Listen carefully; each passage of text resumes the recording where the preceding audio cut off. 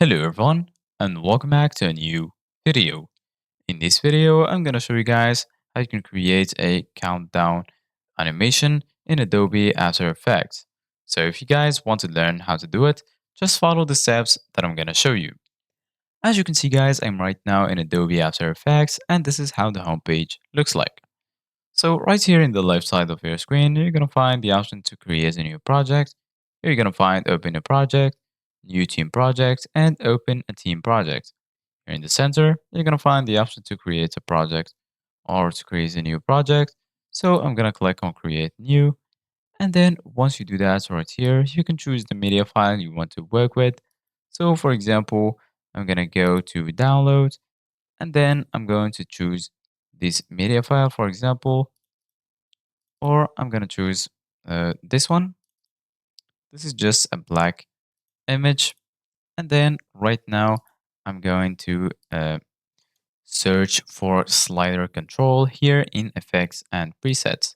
So just go to the search bar and then type slider control like this. And here under expression controls, you're going to find this effect. So firstly, go ahead and add a text. So I'm going to click on horizontal type tool and then type any text that you want. So right now we're going to type a number. So I'm going to type uh, this number, for example. I'm going to change the size of it. So I'm going to click right here and then change the size of the text a little bit like this. And then I'm going to bring it here to the center. I'm going to change the color to white, click on OK. And then basically, guys, right now, add the slider control effect here to this layer. And then go ahead and click on this little arrow right here.